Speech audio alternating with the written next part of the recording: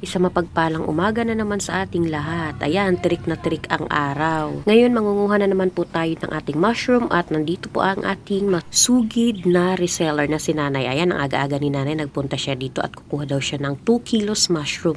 Kaya hali kayo, samahan niyo akong mamita sa ating munting fruiting area.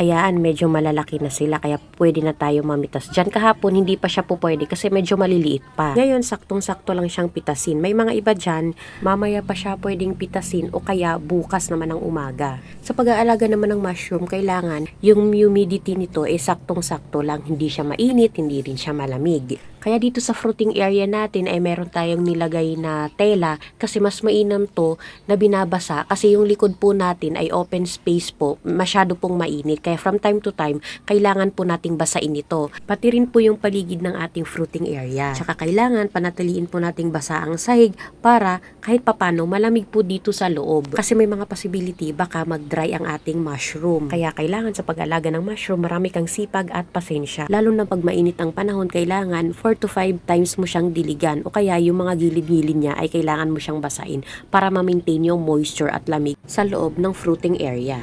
Kaya ayan, samahan niyo ako mamitas para kay Nanay.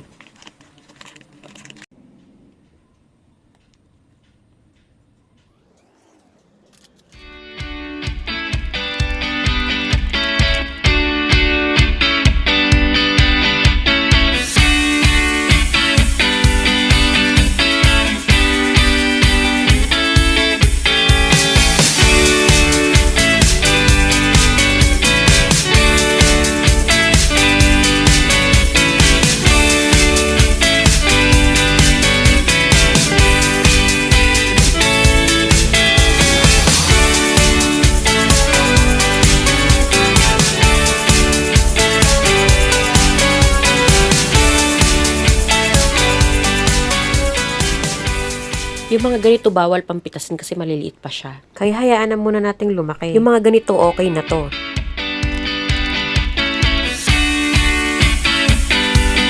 Dahil nakuha na natin yung pwedeng mapitas dito, lipat naman tayo sa likod.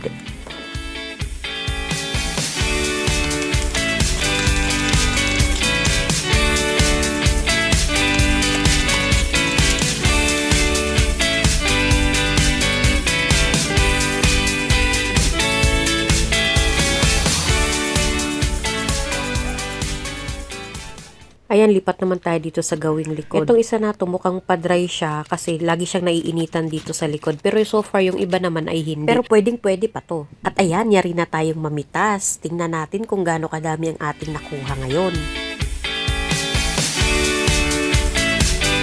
O diba, punong-puno ang ating basket. Thank you, Lord. At ngayon, napak na natin ang ating mga mushroom na nakuha. Ready na para iabot kay Nanay. Meron pala tayong naunang kinuha kanina, kaya idinagdag na lang natin yung mga nakuha natin ngayon. Masarap sa pakiramdam na kahit sa maliit na bagay, ay nakakatulong tayo sa ibang tao. Kasi kung sa palengke ito aangkatin ni Nanay, doble mas triple pa ang kaniyang puhunan. Kaya bilib na bilib ako kay Nanay kahit may edad na, napakasipag pa rin niya. Kaya gaya nga na ibang matatanda, pag wala daw silang trabaho, nagkakasakit sila. Kaya kahit na yung mga anak nila ay may kaya na sa buhay, mas pipiliin pa rin daw nilang magtrabaho kahit na pinapahinto na sila. Bali mga pa-order na pala niya to at i-deliver na lang. O siya, hanggang dito na lang tayo. Hanggang sa muli!